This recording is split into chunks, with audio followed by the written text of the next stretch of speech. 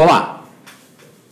Começa agora mais uma transmissão ao vivo de Tutameia, sempre trazendo para você um personagem, um brasileiro, uma brasileira, que nos ajude a entender melhor esse momento tão dramático, ao mesmo tempo tão instigante, que vivemos aqui no Brasil, para que a gente possa, de certa forma, atuar melhor, trabalhar melhor nessa pátria tão querida. Ela é Eleonora, e ele é o professor Vladimir Safatli, que vai estar conosco nessa conversa matutina aqui nesse sábado. Antes de a Eleonora falar um pouco mais sobre o professor e fazer a primeira pergunta, eu queria te convidar para participar dessa nossa conversa, não só mandando os seus comentários, mas levando mais longe esse debate, essas reflexões, divulgando a entrevista, compartilhando nas suas redes sociais esse trabalho que depois fica disponível no nosso canal de vídeo, youtube.com/c/Eleonora e Rodolfo Lucena, Tutameia. O Tutameia é escrito com letras maiúsculas. Tudo ancorado no nosso site, tutameia.jor.br. Eleonora. Professor Vladimir Safatli, muito obrigada por estar aqui hoje conosco, nessa manhã de sábado. É professor de filosofia da USP e uma das personalidades que melhor acompanha a situação brasileira e mundial e sempre preocupado em também intervir nessa realidade. Eu queria começar me perguntando como é que o senhor está avaliando a situação hoje, passados 3 meses, um pouco mais de 3 meses do início do governo Bolsonaro. Qual é a sua visão hoje da situação brasileira? Não, é sem nenhuma surpresa. Eu acho que ele faz o que esperava-se que ele fizesse, né? Era muito claro que aqueles que apontavam para um possível processo civilizatório do governo, ou seja, que ele se civilizaria um pouco, aprenderia a respeitar, digamos, as regras tradicionais das negociações. Então, também ficou muito claro como estava longe de ser o caso, né? Porque ele se vê como o artífice de uma revolução conservadora no Brasil, né? E ele tem muita clareza nesse sentido e as ações são bastante consistentes dentro desse horizonte, né? Então, acho que ele fez um cálculo de que o apoio que ele teve na eleição, ele não vai reconquistar. É impossível ele conseguir ter 55% de votos, mais uma vez. Certo? Mas o fato é que você não precisa disso para governar, né? Quer dizer, era óbvio que isso não seria impossível de ser conservado, porque o impacto das políticas econômicas, a pauperização que é prometida por elas, né, isso seria irreversível, do ponto de vista da corrosão do apoio que ele tinha, né? No entanto, se ele conseguisse mobilizar muito bem o seu eleitorado mais orgânico, né, ele poderia conservar aí 30%, alguma coisa em torno disso, que vai permiti-lo, digamos, se preparar para um embate final, né? Porque isso que a gente está vendo é só um acerto, só um alinhamento de províncias ainda, né? Quer dizer, o verdadeiro governo vai começar, ainda não começou. E o verdadeiro governo se encaminha para o quê? É uma destruição sem paralelo do país. Olha, de fato, bem, primeiro, acho que todos têm um diagnóstico comum de que o país é ingovernável, né? Não se trata, na verdade, de governar o Brasil, né? Não há técnicos no governo, não há planificação alguma, isso é muito evidente, né? No que diz respeito, digamos, a uma gerência do Estado ou qualquer coisa parecida. Trata-se de você eliminar todo o resto do que existia de seguridade social, de comprometimento do Estado, né? Sistema de saúde, sistema de educação, o resto que ainda sobrava, né? Através de uma lógica de orçamento de base zero, né? Ou seja, quanto menos gastos que o Estado tiver, melhor. Mas para isso você precisa destruir todo e qualquer sentimento de solidariedade social, né? Isso eles estão fazendo muito bem. Ou seja, é um pouco... A gente vê muito bem qual é a função de tópicos como corrupção, né? Corrupção não é feita no Brasil tendo como horizonte, digamos, a constituição de um Estado justo, né? Olha, então o Estado está sendo corrompido, foi privatizado, certo? Então nós precisamos recuperar, né, o caráter público do Estado. Não é isso, né? O que se faz é, bem, já que o Estado é corrupto, ele sempre será corrupto, a melhor coisa a se fazer é destruir o Estado, né?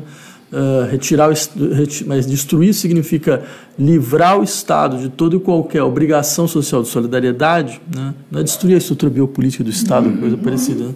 Mas livrá-lo de toda e qualquer obrigação de solidariedade para que você desenvolva uma espécie de lógica social do bem, cada um por si, né? Então, e a lei do mais forte, né, Celso? Alguma coisa dessa natureza, né? Agora, para que isso funcione, ele precisa de um projeto muito claro de despolitização da sociedade civil, né? Quer dizer, a ideia não é destruir o Estado, é criar uma outra forma de Estado total, né? Quer dizer, só que não é um Estado total que vai ser o artífice das demandas da sociedade civil, né? O espaço de embate da sociedade civil. Ele é um Estado que vai tentar despolitizar a sociedade, né, em todos os níveis, para que ele possa garantir o único elemento que vai aparecer como liberdade, que é a ideia da liberdade econômica, né? Que não é simplesmente, que não é, a gente sabe, liberdade econômica dos poderosos. Claro, não é liberdade de concorrência, a gente sabe, porque a ideia de concorrência desapareceu do capitalismo há pelo menos quase 100 anos.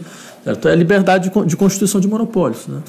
Sem que nenhum tipo de entrave exista, e também com uma garantia de que, bem, a gente sabe como funciona essa lógica do monopólio, a garantia de que quando os monopólios começam a entrar em colapso, o Estado está lá para salvar todo mundo, né? Então essa é a nova forma do Estado, né? Só que para essa despolitização da sociedade, ele precisa de um grau ainda inimaginável de violência, porque a sociedade brasileira, contrariamente ao que muitos gostariam de acreditar, é uma sociedade extremamente politizada, né?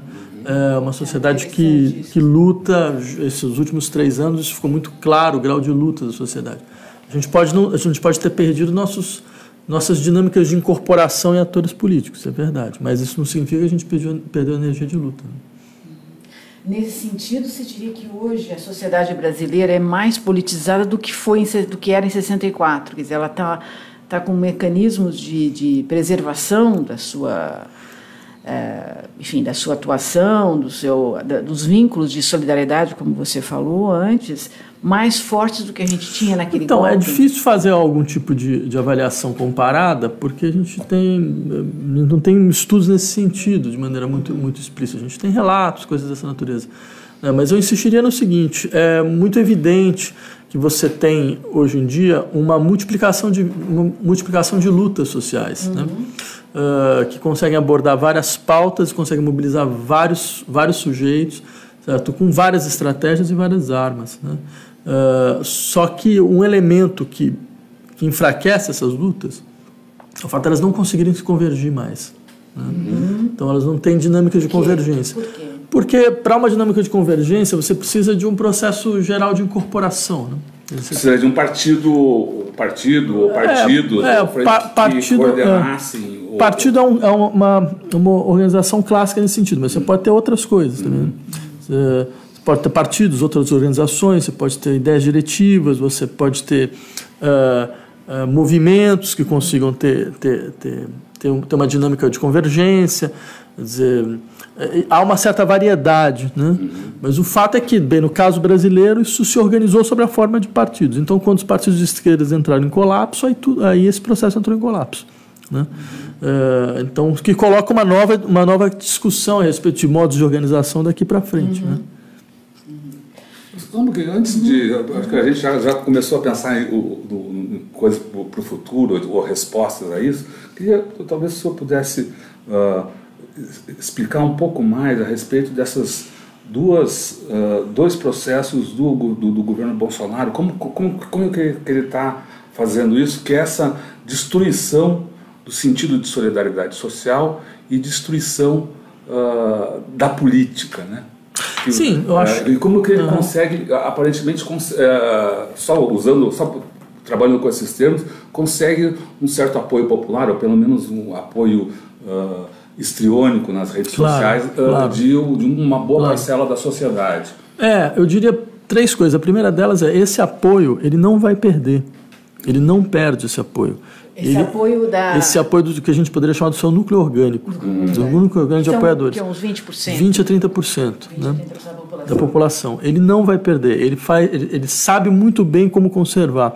E eu insistiria muito nesse aspecto. Aqueles que tratam o Bolsonaro de burro, né? Eles deveriam repensar completamente isso. Ele pode ter vários vícios, vários problemas, mas burro realmente ele não é, né?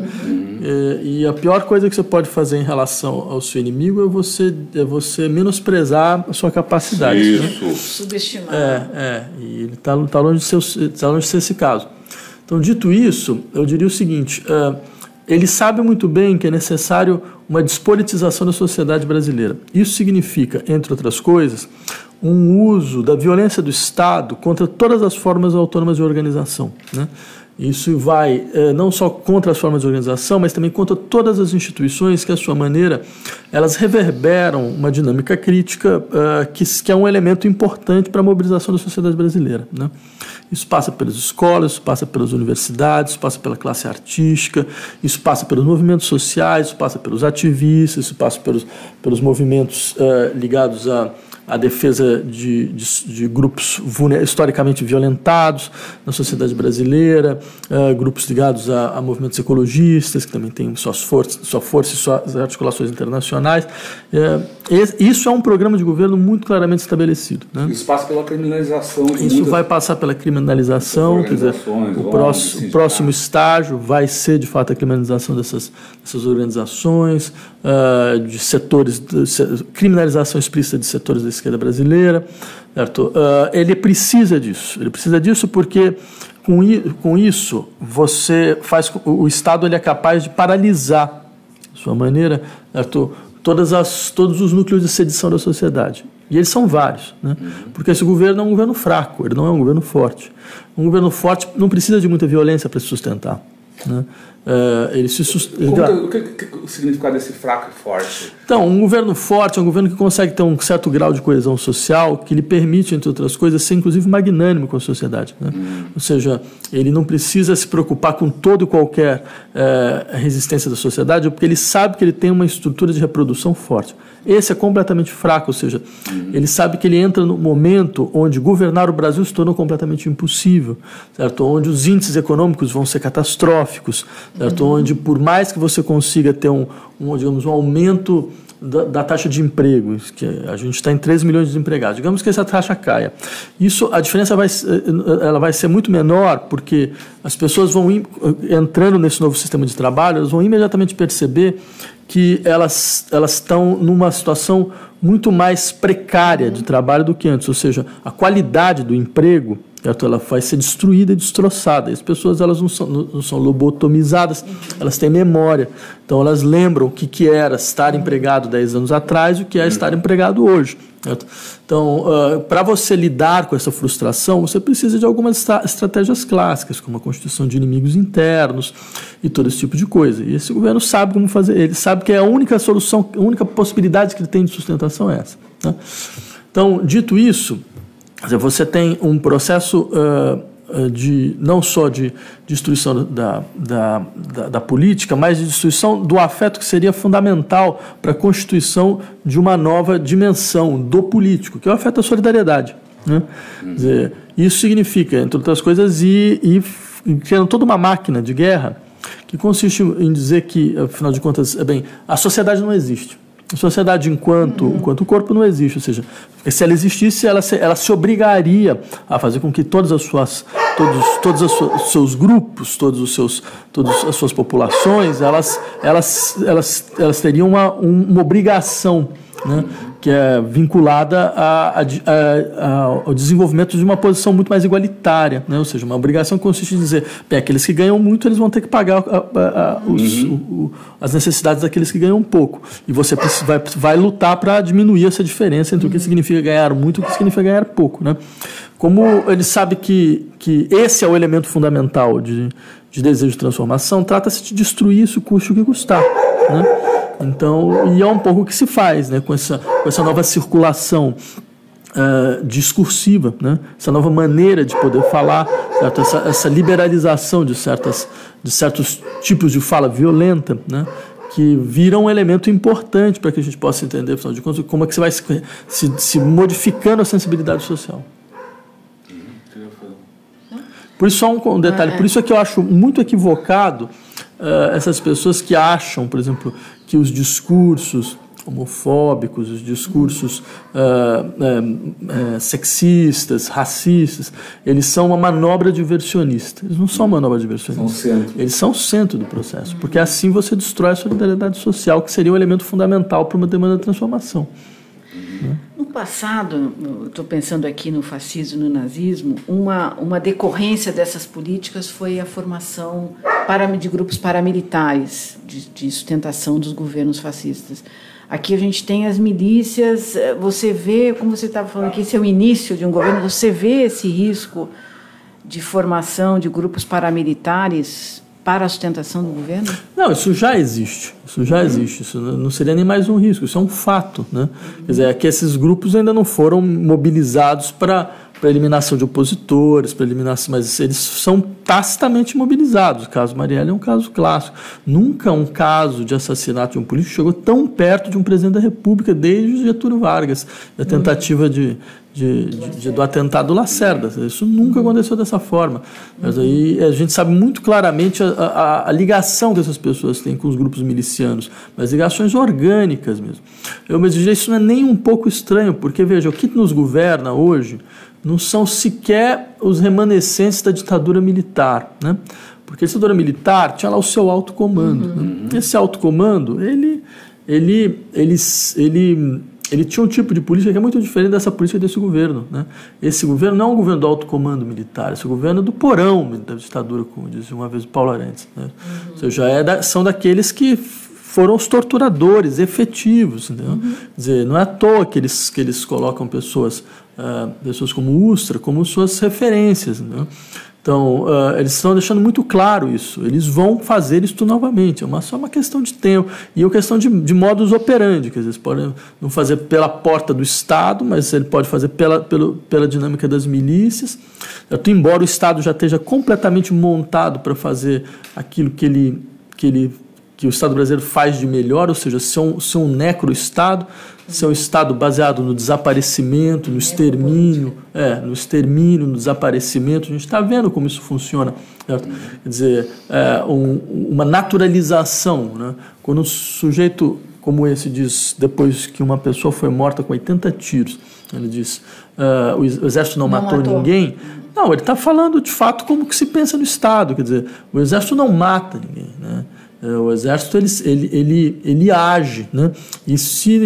Mas a sua ação, como é uma ação necropolítica, então não é isso já é uma ação naturalizada, né? Por isso que ele está querendo dizer, olha, esse assassinato não é crime, é isso que ele quer dizer. Não é que falando, olha, esse assassinato ele vai ser a regra, e a regra é essa, isso não significa um crime, porque crime é quando alguém que não é o exército mata. Quando o exército mata, não é crime. Por isso ele diz, os crimes que nós cometemos não são crimes. Sim, ainda já passa muito por aí, né? Quer dizer, até porque trata-se, na verdade, de entender o seguinte: como não se governa mais o país, como não é possível mais governar, como não há pacto nenhum no horizonte, como não há nenhuma conciliação no horizonte, certo? Como essas figuras de um governo que tinha 80% de aprovação, isso nunca mais existirá nos próximos 20, 30 anos, pelo menos, certo? Quer dizer, então, como você não tem mais isso no horizonte, você precisa colocar de forma explícita, certo? Algo que sempre foi implícito, mais ou menos implícito dentro da existência do Estado brasileiro, é que o Estado brasileiro é um gestor do assassinato.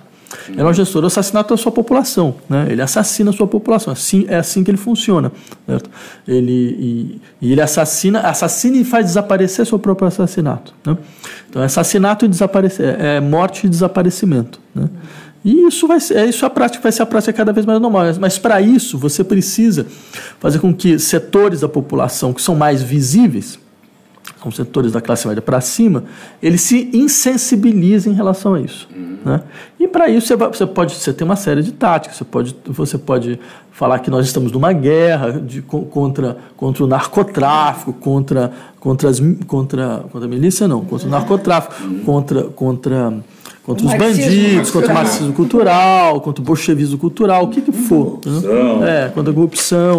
Certo? Mas dentro de uma guerra você tem direito a ter leis excepcionais e a gente vai ser governado. A gente nem precisa modificar constitucionalmente assim, porque afinal de contas você tem dois elementos fundamentais. Primeiro, nós funcionamos normalmente de maneira excepcional, né? E, por outro lado, bem, mesmo o nosso aparato legal é um aparato em contínua transformação, né?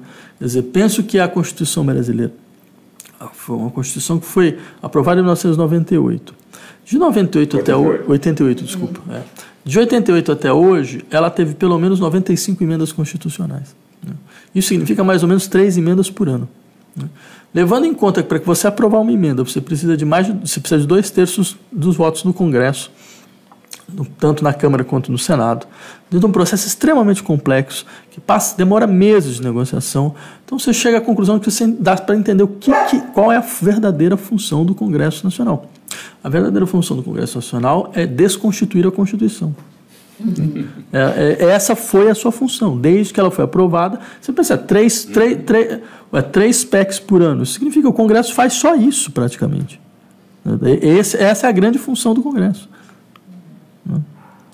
Agora, esses meses iniciais do governo Bolsonaro, mostraram uma desaprovação crescente. Mesmo essas medidas mais, truculentas, anticivilizatórias, que estão sendo faladas, que são propostas, estão tendo rejeição da população, segundo pesquisas feitas recentemente. Aí o Datafolha mostrou isso. Esse apoio cadente fará com que o governo se torne mais radical nas suas propostas? Como é que você vê o governo lidando com essa desaprovação, pelo menos que não tem... Esse não é um governo que governa para 60% da população, ele é um governo que governa para 30% da população, né? Ele é um governo que tem uma lógica de guerra muito clara, né? E lógica de guerra significa, é melhor eu ter um grupo pequeno de apoiadores, mas muito aguerridos e mobilizados, que um grupo grande e disperso. Então eles fazem esse cálculo, entendeu? Eles não estão muito importando, de fato, eles estarem perdendo a aprovação, porque eles sabem que a questão fundamental não é a aprovação que eles terão, mas é se os 30% que estão do lado dele vão estar realmente muito bem mobilizados, né? Porque os outros 70% estão desmobilizados. Essa é a questão. Entendeu? Porque do outro lado você não tem força de mobilização, como eu falei, você tem energia de revolta, né? Você não tem força de mobilização. Então, enquanto essa situação perdurar, eles conseguem se sustentar com 30%, porque eles sabem o seguinte: não dura um ano e pouco, para que esse interregno que a gente está vivendo perdure. Entendeu? Quer dizer, basta fazer os cálculos. Quer dizer, você vai ter um governo que vai estar com baixa popularidade, com medidas econômicas extremamente impopulares, certo? Medidas duras, que não vão ser aprovadas sem conflito social, certo? Esse conflito social ele vai se desdobrar em um estado policial. Então você pode imaginar o nível de violência que tudo isso vai acontecer. Até vai chegar um momento, quer dizer, onde certos setores do Congresso podem tentar ficar ao lado desses grupos em conflito. Quer dizer, vai chegar um momento em que eles vão tentar fechar ainda mais o regime, né? Quer dizer, que eles vão tentar, se vai conseguir é outra questão, né? Mas eles vão tentar. E eles se preparam para isso. Nunca o Brasil viveu de maneira tão explícita um processo gradual de constituição de um Estado autoritário. Isso é feito à luz do dia, né? Você vai vendo as peças sendo montadas. Por quê? Porque vai ter um momento que vai ser o momento do conflito. E o objetivo de tudo isso, o objetivo da necropolítica, então, é a manutenção e a reprodução do governo de um lado, quer dizer, a sua sobrevivência, continuidade, com o objetivo, quer dizer, entregando as riquezas do país para o estrangeiro. Olha, eu diria o seguinte, foi-se a época em que os setores da elite brasileira acreditavam que eles poderiam criar algo como um projeto nacional, entendeu? Quer dizer, que poderia, de uma maneira ou de outra, integrar várias parcelas da população e criar uma certa paz social, né? Esse modelo da burguesia nacional desenvolvimentista, isso faliu, isso caiu completamente pela tabela. A última tentativa de fazer isso foi via governo Lula e deu no que deu, né? Quer dizer, o que eles imaginam é uma coisa completamente diferente agora. Quer dizer, o país é ingovernável. Eu posso tentar, digamos, salvar 15 milhões, 20 milhões de pessoas, que vão ser as pessoas que têm, do ponto de vista, têm mais condição econômica, e o resto você governa a bala. Entendeu? Porque é muito explícito o modelo econômico desse raciocínio. Veja, o que acontece depois de uma reforma trabalhista, uma reforma previdenciária como essa?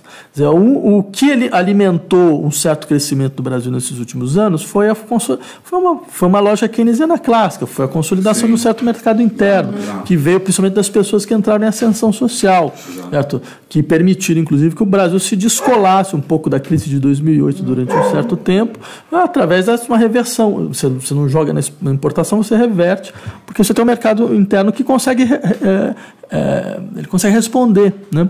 Quer dizer, essa dinâmica, ela tinha chegado no teto. Né? Ela tinha chegado no teto porque depois desse processo, quando você coloca as pessoas em ascensão social, tem um detalhe, elas não querem parar. Então, elas criam sistemas de expectativa, né? E esses sistemas de expectativas forçam elas a começarem a ter novas demandas, porque elas também têm novas necessidades, né? Então, dentro dessa dinâmica, quer dizer, o próximo passo ia ser, de fato, começar a fazer uma política de combate à desigualdade, porque a gente não teve política de combate à desigualdade, a gente teve uma política de capitalização dos pobres, né?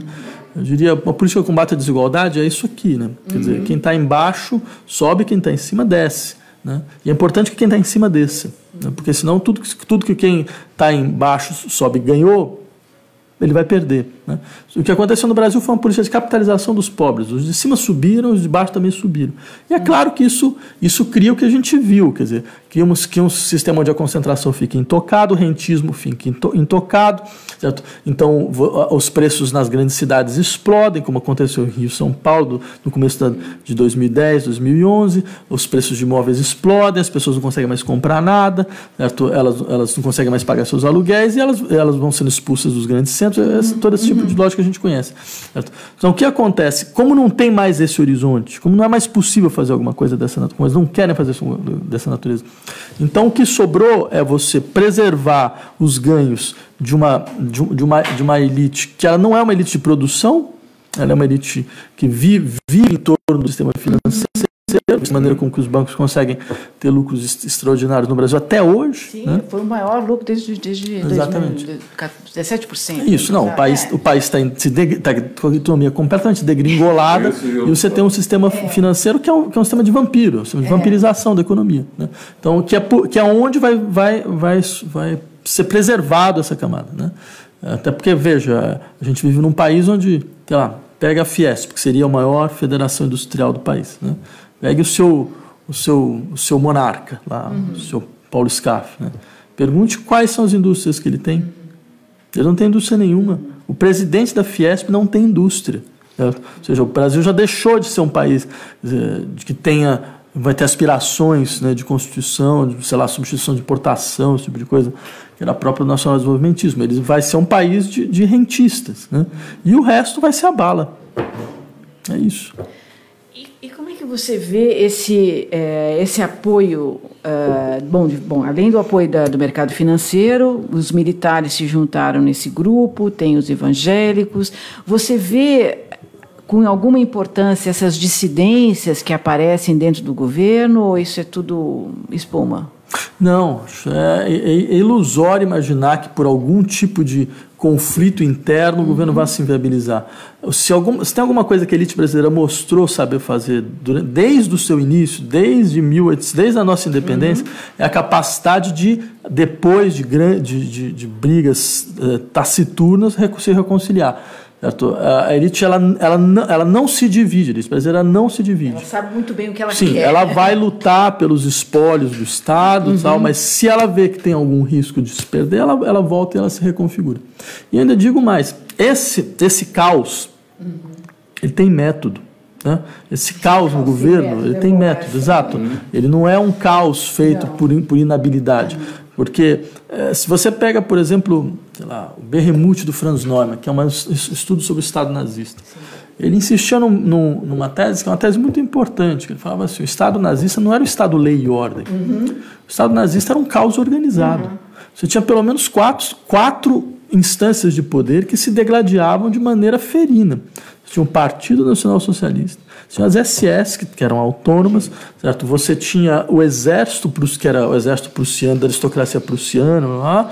Você tinha a Constituição de Weimar, que ainda estava funcionando, mesmo que estivesse suspensa, mas era uma suspensão de todo momento, você não sabe exatamente o que estava valendo e o que não estava, e você tinha o Führer, que ficava pairando e decidia, né, de maneira arbitrária, né?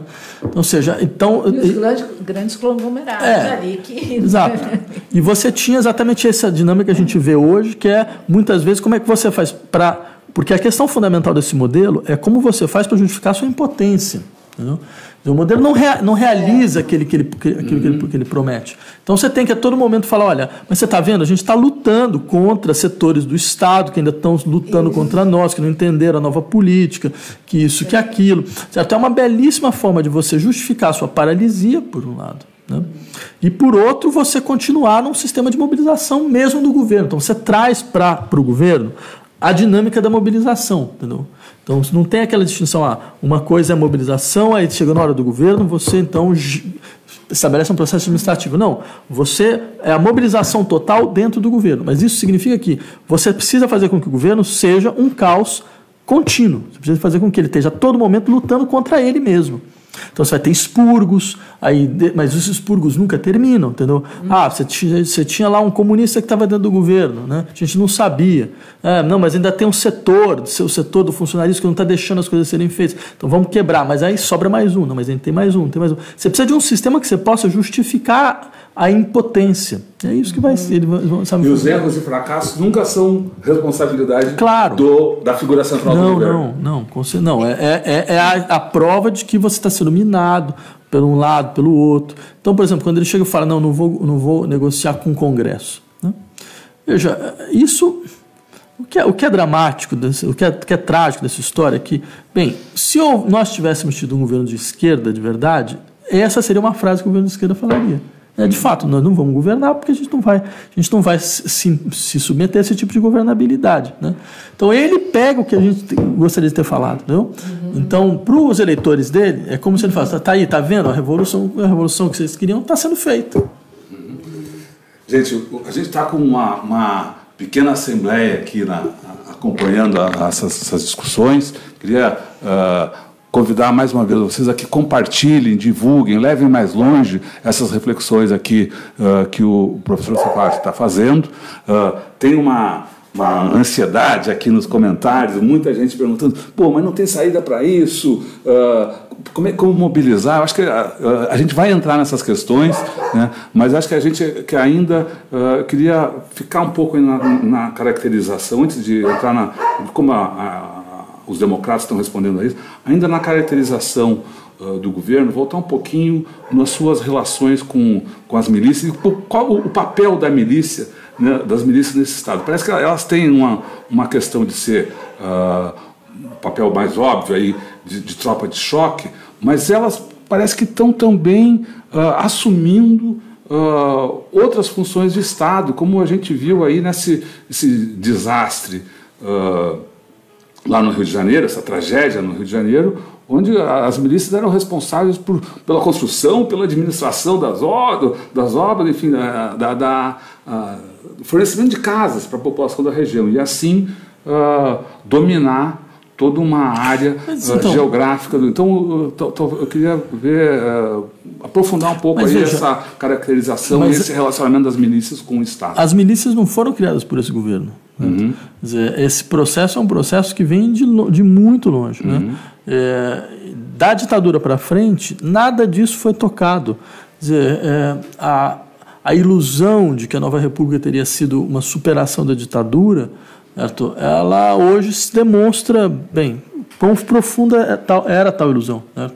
Porque o que aconteceu foi o seguinte: você criou uma espécie de aparência democrática, né, que encobertava um núcleo profundamente autoritário do Estado, né? E mais do que isso, um núcleo de necropolítica, no sentido mesmo, um núcleo de um Estado que que passava para os seus funcionários, porque são milicianos, são policiais, certo? Policiais ou ex-policiais, são, na verdade, o grande contingente de policiais, eles eram afastados quando ficava muito visível, que você tinha um jogo de invisível, você tem uma dimensão invisível do Estado brasileiro.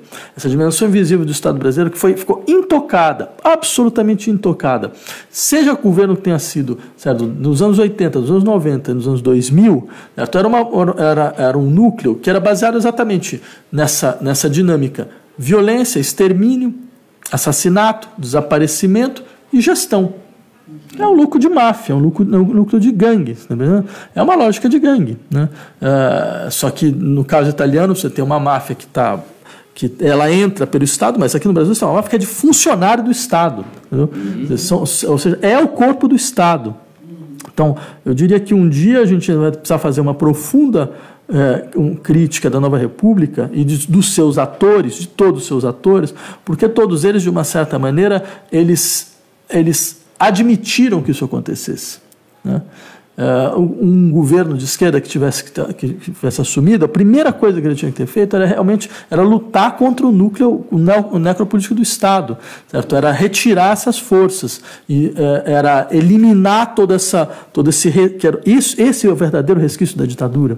Não é à toa que a Escuderie Lecoq está na origem dessas milícias, do assassinato da Marielle, quer dizer, está tudo... Não, é uma linha. Você vai... É o Esquadrão da Morte. Então, é uma linha. Você pega o Esquadrão da Morte, você pega os torturadores. Bem, Catherine Sicks, que é uma socióloga norte-americana, ela fez um estudo onde ela mostrava muito claramente que o Brasil era o único país na América Latina onde os casos de tortura tinham crescido em relação à ditadura militar. Então, exato. Isso é uma explicitação muito evidente de como se governa no Brasil. Entendeu? Quer dizer, por que aumentou o número? Porque ninguém saiu da polícia, porque a polícia não foi depurada. Bem, já a polícia ela tinha que ser desaparecido, pura e simplesmente. A polícia militar era para ter sido desmontada. Certo? Quer dizer, não é à toa que a ONU mesmo já fez uma exigência ao Brasil que ela desmontasse a polícia militar, porque a ideia de uma polícia militar é uma aberração. Certo? A polícia militar ela existe para policiar quartéis, fronteiras e só. Né? Só no Brasil é um dos pouquíssimos países onde ela faz policiamento extensivo das populações. Né? Então, tudo isso eu insistiria muito nesse aspecto, porque é fácil a gente agora falar, né, contra esse governo. Mas eu diria, essas questões, que deve ser feito, mas essas questões nunca foram tocadas, entendeu?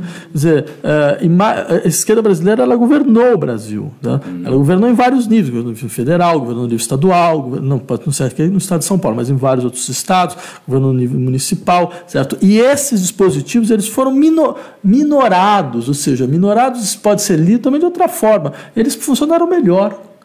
Porque eles perdem um pouco de visibilidade, eles funcionam melhor. Então, ou seja, uma coisa é você minorar, que isso pode ser, inclusive, uma forma de gestão, mas eles deviam ter sido simplesmente destroçados, eles deviam ter sido destruídos da forma mais brutal possível. Isso nunca aconteceu. E nem no programa, quer dizer, hoje a gente vê o setor da esquerda dizendo, não, mas a gente precisa ter um plano de segurança, a gente precisa pensar a segurança.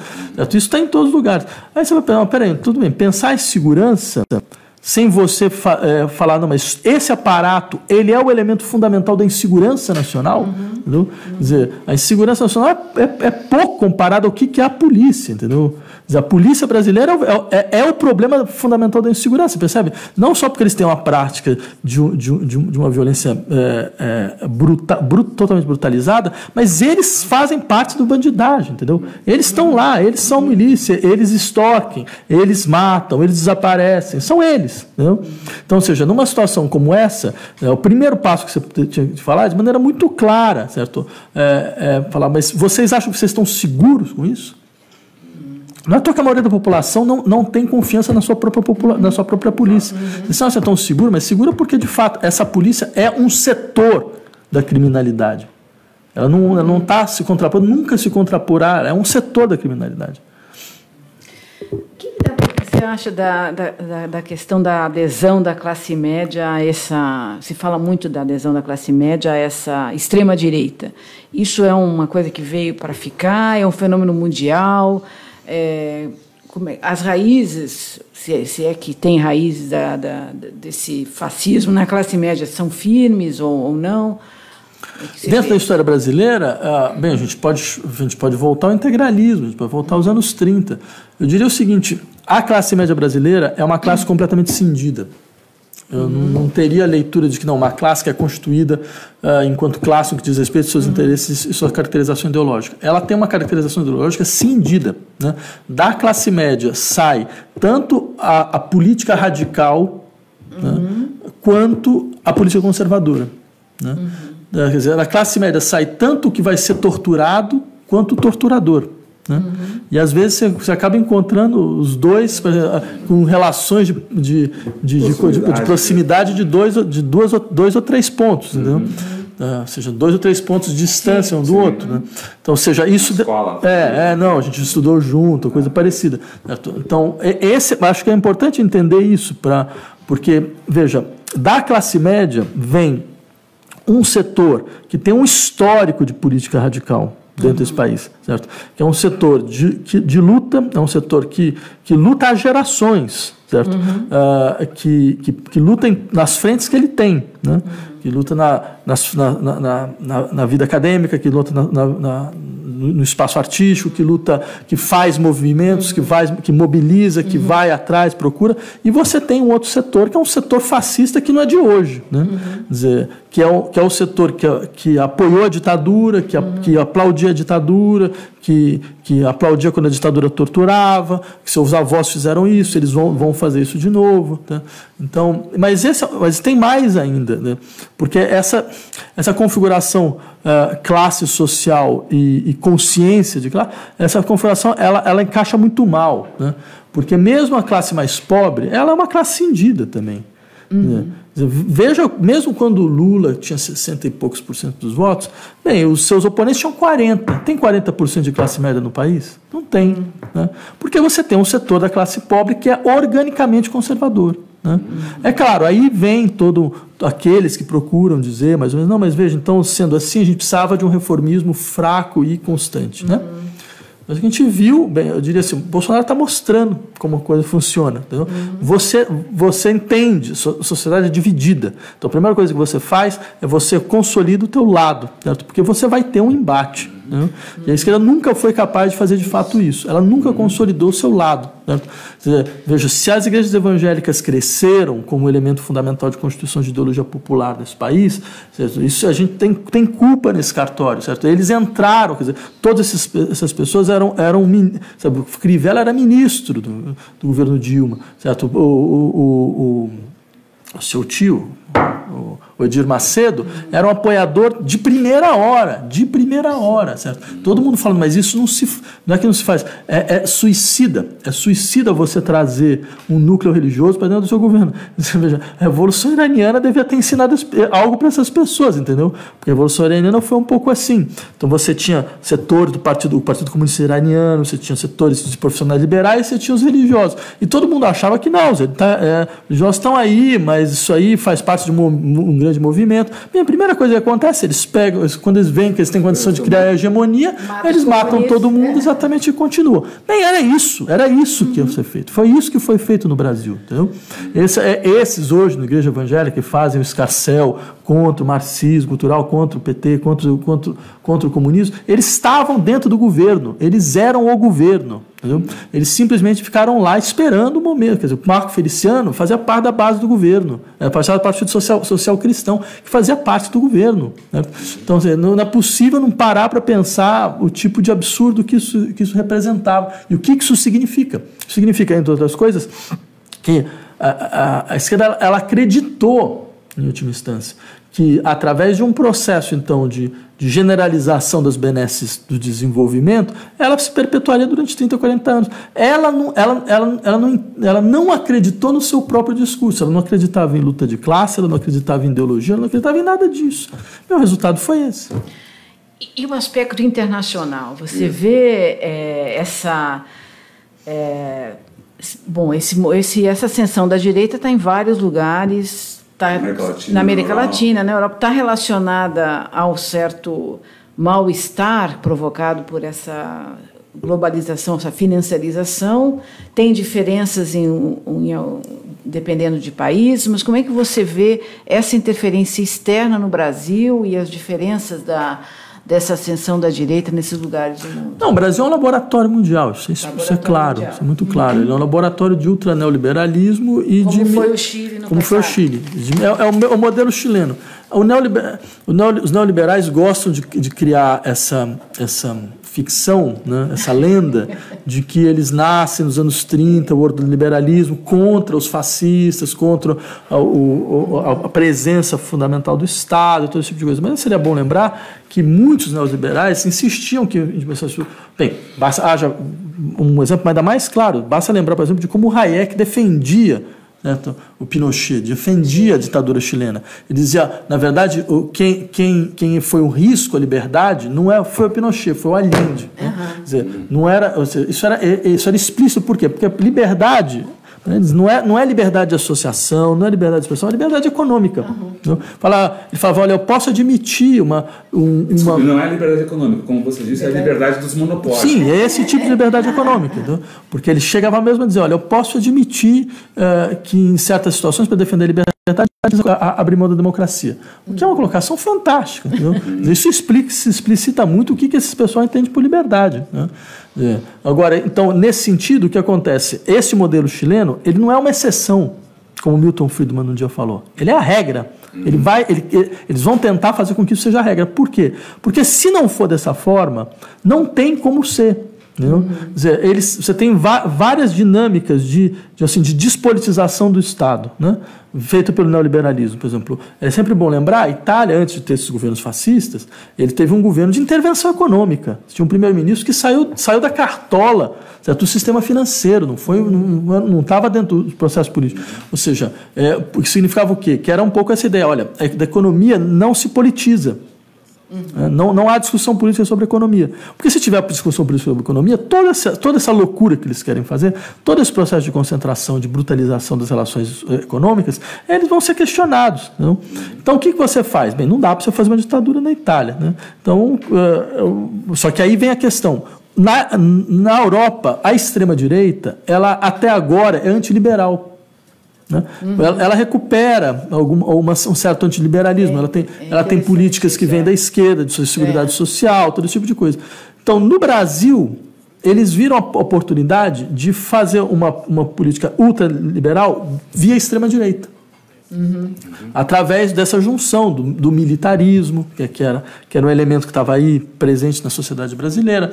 Certo? Se esse modelo funcionar, quer dizer, a diferença do modelo chileno é que é um modelo que foi feito que foi votado, né? Ele ganhou a eleição. Né? Se ele conseguir se segurar, ele vai ser exportado para todos os lados da América Latina. E em todos os outros, então, você vai ter dois modelos. Vai ter um modelo, eles vão tentar fazer esse neoliberalismo com rosto humano, que eles tentaram impor na França e deu tudo errado. Né? Macron não conseguiu sustentar um ano. Né? Quer dizer, lá há uma questão, então, de como se gerencia dentro do modelo neoliberal. Aliás, hoje está tendo um monte de protesto lá dos então, todos os sábados tem protesto. Mas na periferia, eles vão tentar exportar um modelo que está sendo constituído no Brasil. A Mariana Chauí diz que o totalitarismo está na essência, faz parte do DNA do neoliberalismo. Sim, porque é um modelo econômico que precisa da despolitização da sociedade. Né? É um modelo econômico onde... Quer dizer, o que significa uma sociedade politizada? É uma sociedade em conflito aberto sobre as suas regras econômicas. Né? É um conflito aberto sobre os seus processos de acumulação, sobre o que significa desenvolvimento, sobre o que significa crescimento. Seja, ele coloca em xeque elementos que o neoliberalismo nunca admitiria colocar em xeque. Certo? Porque ao colocar em xeque, então ela obriga uma negociação. Então ele paralisa o horizonte neoliberal. Ele paralisa, né? Uma sociedade politizada paralisa. Né? Então qual é a questão fundamental? Então é retirar a política da sociedade. Né? Então ele tem, claro que ele tem uma vertente totalitária fundamental. Acabar com a democracia. A democracia, claro, dentro da democracia é melhor. Né? É melhor. Desde que você elimine da democracia a possibilidade de uma modificação econômica, das regras econômicas. Entendeu? Então, por isso que, quer dizer, quando eles ganham, o que eles tentam fazer? Eles tentam ir tirando do horizonte da gestão ou da discussão democrática todos os elementos que, à sua maneira, decidem as políticas econômicas. Então, a história da autonomização do Banco Central, social, certo? Todas essas esse pacto que se tenta fazer, não, mas veja, existe um pacto de austeridade, então eles tentam criar, eles gerem e gerenciam crises, né? Eles produzem e gerenciam crise. Por quê? Porque na crise eles conseguem extorquir uma aliança, porque fica todos os setores, certos setores da classe política ficam todos assustados, aí eles enfiam a ideia de austeridade, que é uma maneira de você paralisar a política. Quer dizer, você paralisa a política, porque, claro, essas políticas de austeridade elas não têm nenhuma outra função a não ser perpetuar uma certa crise. Certo? Ou seja, a gente está sob política de austeridade há mais de 10 anos e a crise não sai do horizonte. Porque a crise ela não é uma coisa a sair do horizonte, ela é uma forma de governo. A crise é uma forma de governo. Ela é uma forma de governo. Então, ela é o modo normal de funcionamento. Porque se não tiver crise, o que acontece? Se não tiver crise, você tem uma discussão cada vez mais acirrada sobre, afinal de contas, para onde vão os bens, para onde vão as riquezas, o que está acontecendo com a circulação dos bens e da riqueza, por que eu trabalho 2 vezes mais e não ganho tanto quanto o sujeito não faz nada, absolutamente nada, a não ser ficar especulando na Bolsa de Valores e ganhar uma fortuna, certo? Por que a diferença entre o maior e o menor salário de uma empresa é de 1 para 100, não é de 1 para 4 ou 1 para 5? Então você começa a questionar, certo? Então o que acontece? Mas dentro de uma crise, se dá graças a Deus que você tem um emprego. Certo. Então esse é o modelo da defensiva. Sim. E dividido. Exato. E, bom, na época pré-eleitoral, você foi para a periferia, você estava muito envolvido nas ações para poder evitar essa ascensão da extrema-direita no Brasil. O que você viu naquele momento e que lições que dá para tirar disso? Vamos falar um pouco do que fazer aqui, porque as pessoas estão perguntando, né, Rodolfo? Olha, a primeira delas é de que nada adiantava falar que a democracia brasileira estava em risco, porque as pessoas viravam para você e falavam, mas que democracia eu nunca vi, eu nem sei do que se trata. Né? Então, ou seja, havia uma desconexão muito forte, né?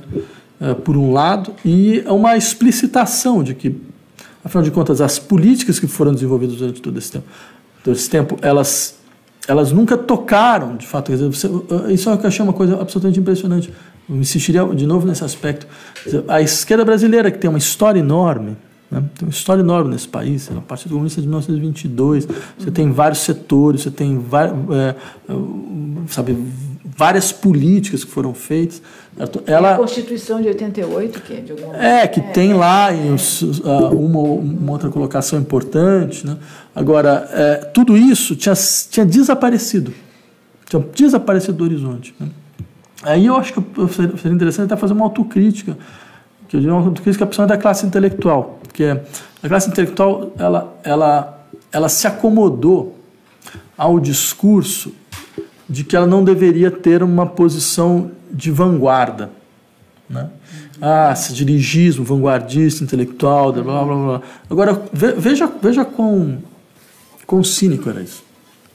Porque o que aconteceu, então, tudo bem, então a gente não vai mais fazer ter esse horizonte de uma classe que tem sua função dentro de um processo aí de convencimento, de formação, blá, blá, blá, blá, porque não tem mais isso, não há formação nenhuma.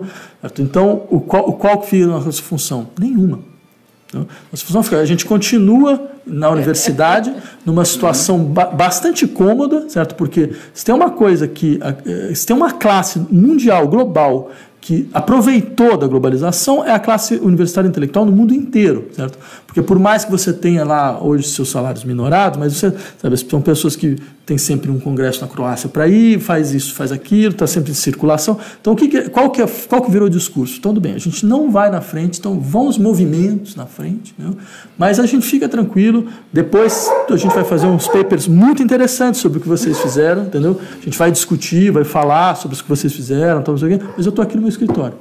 Estou aqui no meu escritório, organizando meus colóquios aqui, fazendo meus papers e tal. Ou seja, isso foi uma capitulação. Isso foi simplesmente uma capitulação. Para um país que tinha uma história de intelectuais públicos extremamente ativos, né? A gente está falando do país do Celso Furtado, Celso Bartos de Holanda, Darcy Ribeiro, José de Castro, Milton Santos, são intelectuais que sempre tiveram uma ação muito, muito explícita, né? Para um país dessa natureza, quer dizer, isso era uma capitulação vergonhosa. E eu diria até hoje, uma boa parcela desses intelectuais, tudo que eles querem, na verdade, é voltar 5 anos atrás. Né? Quer dizer, o horizonte deles é um pouco esse. Não, mas antes de 2013 estava tudo mais ou menos bem. Né? Então, por que a gente não tem condição de voltar? Eles são a classe que não entendeu que não tem mais volta. Não dá mais para voltar para lugar nenhum. Entendeu? Tudo foi dinamitado. Agora, ao invés da gente utilizar a nossa capacidade de constituição de uma imaginação coletiva em criação, quer dizer, criar o que ainda é incapaz de ser pensado, certo? Forçar a sociedade a pensar o que ela não consegue pensar, né? Ou seja, levar ela a um horizonte mais distante do que o presente, a gente vira uma classe extremamente reativa. Conservadora. Sim, porque aí tem toda uma questão. A classe intelectual brasileira é uma classe gerencial, ela é formada para entrar no Estado, entendeu? Não é à toa. Você pega a minha faculdade, né? E eu sou responsável pela política de internacionalização da faculdade. Então, eu fiz algumas comparações. Não tem nenhuma faculdade no mundo que, nos últimos 20 anos, possa chegar e dizer: olha, um professor da nossa faculdade virou presidente da República, 2 ministros da Educação, 1 ministro da Cultura, 1 secretário nacional de Direitos Humanos, 1 porta-voz da presidência. Ou seja, isso que demonstra muito claramente quer dizer, como que você tem essa articulação profunda, certo? Entre formação para o Estado e constituição das classes intelectuais no Brasil, né? Só que aí vem uma coisa interessante. Não foi uma classe que queria entrar no Estado para derrubar o Estado por dentro, entendeu? Para quebrar todas as suas... Mas é para fazê-lo funcionar melhor. Se acomodou. Ela acaba se acomodando, porque talvez ninguém entendeu que não dá para reformar o Estado brasileiro. Não dá. Não dá para fazer uma reforma do Estado brasileiro. Entendeu? Veja essa questão do seu núcleo de violência. Foram 30 anos de governo democrático. E não houve nada no que diz respeito à transformação efetiva desse núcleo, né? Você teve lá algumas políticas que permitiam aqueles que estavam um pouco mais assessorados de conseguir se defender. Mas para 30 anos, certo? Você não percebe que isso, na verdade, acabou se voltando contra, porque era um elemento de racionalização e não de transformação. Então, eu diria, tudo isso coloca uma questão muito interessante para nós agora, né? Que é esse tipo de demissão não dá, esse tipo de capitulação não dá, e esse horizonte de que, afinal de contas, a gente tem responsabilidade. Alguém precisa fazer alguma coisa por esse país, sabe? Alguém precisa fazer alguém precisa pensar no país. Bem, se alguém precisa pensar no país agora, a primeira coisa a pensar é como derrubar um Estado que até hoje nunca serviu para outra coisa a não ser para o extermínio da sua população, para a preservação de certos privilégios de classe, certo? E para a criação de uma certa ilusão, que você viu, foi uma ilusão, a ilusão de ascensão. Ela durou 5, 6 anos. E esse tipo de... Você pode falar, mas por causa disso que houve uma revolta dessas classes mais favorecidas contra essa ascensão. Bem, primeira coisa, se fosse isso, todo mundo sabia que isso ia acontecer. Então, por que ninguém estava preparado? Porque, é claro, vocês acham o quê da classe intelectual brasileira? Da classe empresarial brasileira, da elite brasileira? Ela é suicida. Ela é completamente suicida. Certo? Porque ela não se vê como elite nacional, ela nunca se viu como elite nacional. Esse horizonte, assim, essa mentalidade, ela não desapareceu em hipótese alguma. Então, primeiro, como é que ninguém estava preparado? Porque você ia ter um embate.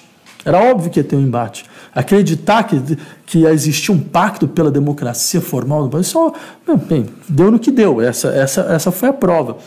O segundo elemento é, veja, esses processos, eles foram processos que eles claramente batiam no teto. Rapidamente eles batiam no teto. Eles criaram uma frustração enorme na população brasileira. Certo? Lembrem, por exemplo, de 2012, 2011. O que a população brasileira acreditava? Ela acreditava que a gente ia ser hoje, em 2019, a 5ª economia do mundo. Isso não era uma ilusão. O Banco Mundial falava isso. O Fundo Monetário Internacional falava isso, todo mundo falava isso. O Brasil será a quinta economia do mundo. Certo? Acreditavam que ia ter Copa do Mundo, ia ter Olimpíadas, e as cidades brasileiras iam estar completamente reformadas. Você precisa ter sistemas de transporte público de alta qualidade, desse tipo de coisa. Quando você começou a ver que nada disso ia acontecer, é claro, você criou aquilo que o Tocqueville chama uma frustração relativa, insuportável, que é essa frustração em relação àquilo que você podia ter alcançado. E aí foi o fim. Essa crítica que você faz aos intelectuais, que acomodaram esse discurso de que eles não poderiam ter um papel de vanguarda, ela pode ser estendida, de certa forma, aos partidos de esquerda, aos partidos democratas? Veja, os partidos de esquerda no Brasil, eles se decompuseram por contradições internas, certo? Quer dizer, o Partido dos Trabalhadores era um partido que tinha uma função, digamos, de coordenação geral, né, do campo da esquerda brasileira, principalmente depois. Quer dizer, dentro da história da Nova República, ele entra em confronto. Você tem, no começo você tem um PT, você tem um partido do Brizola, você tem um PDT, né, e você tem até mesmo o PSDB, né, que, diga-se passagem, no final dos anos 90 ainda era alguma coisa que teria suas alianças mais naturais no campo da esquerda. Então você tem um PSDB que sai completamente desse horizonte, né? Ele faz essa história da social-democracia europeia, né? Só que a social-democracia europeia ela vai e volta de uma certa maneira, né? Você basta ver o que aconteceu com o Partido Trabalhista Britânico. Ele foi para o blairismo e depois voltou para uma posição um pouco mais à esquerda. O PSDB não faz isso, ele vai embora, né? Bem, o Brizola, pelo esse modelo trabalhista, brizolista, ele tem os seus últimos suspiros no final dos anos 80 e começo dos anos 90, ele não consegue se recompor, né? Aí o PT tem via aberta para se transformar no grande partido hegemônico da esquerda brasileira. O que ele faz, ele começa a ganhar várias eleições municipais, eleições estaduais importantes, então desenvolve certas dinâmicas de políticas públicas e entra no governo. Só que quando ele entra no governo, e a gente não percebeu isso de cara, ele entra no governo acreditando que o horizonte de conciliação da Nova República era a única forma possível de governar. Né? Então, ou seja, ele foi o ápice desse modelo. Né? Basta você ver o que era o Ministério Lula. Todos os embates da sociedade civil estavam no Ministério. Estavam todos lá. Né?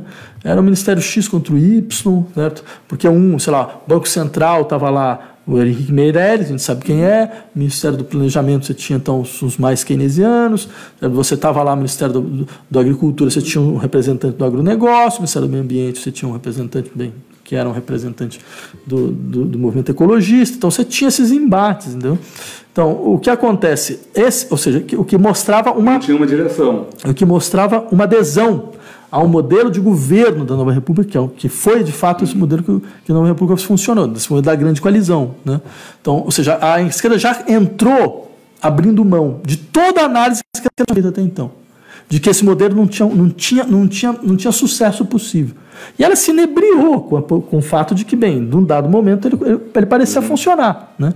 E todos os outros agremiações que vieram em torno, que fizeram a crítica, eram agremiações que não tinham a menor capacidade.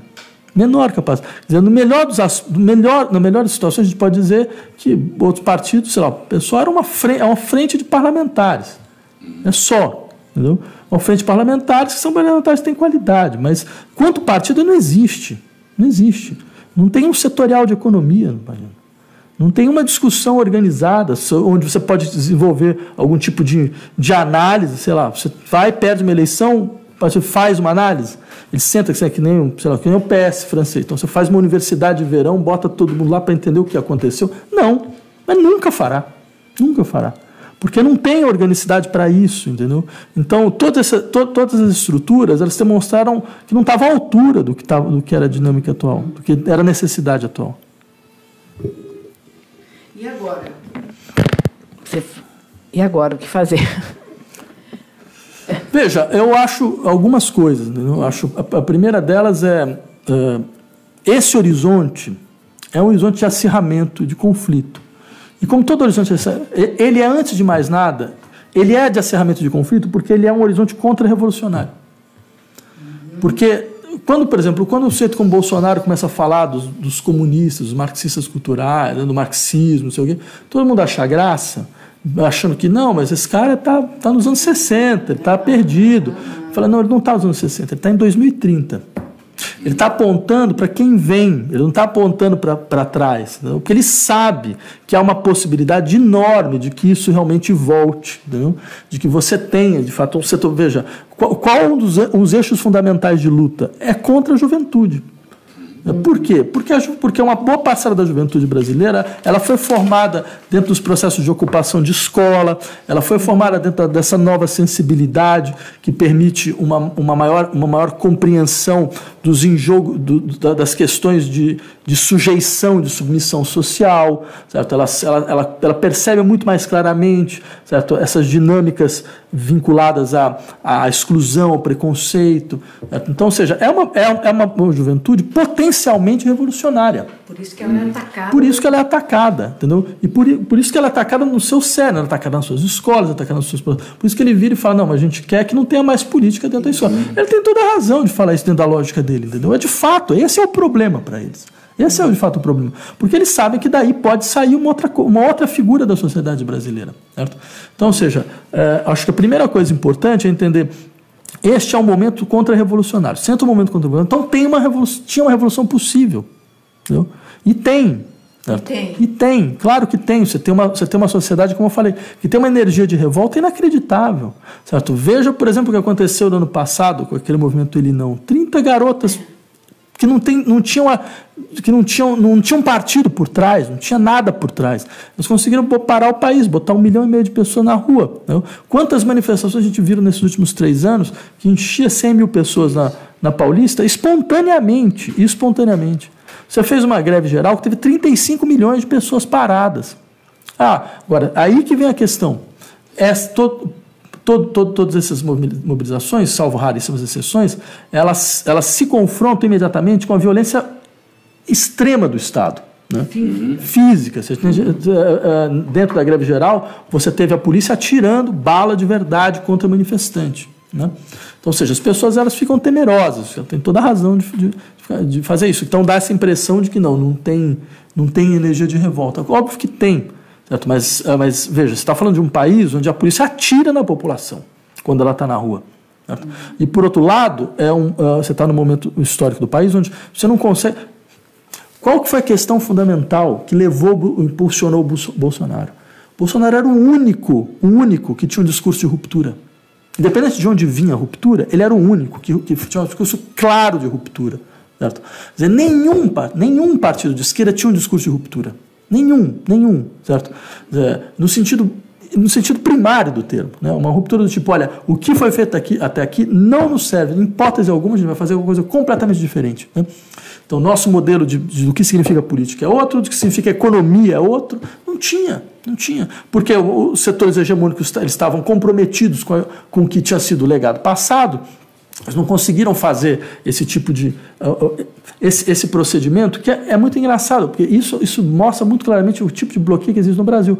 O Partido Conservador Britânico, quando perde uma eleição, ele faz uma autocrítica. Ele pega o seu líder, tira o líder, bota um outro líder, nem que seja para fazer a mesma coisa, mas ele faz o seu teatro, entendeu? Ele tira o líder, bota um outro líder, fala, então agora o líder é esse, aí o líder fala, de fato o que a gente fez não deu certo, porque senão a gente já ganhou a eleição, então não deu certo, então a gente vai para frente.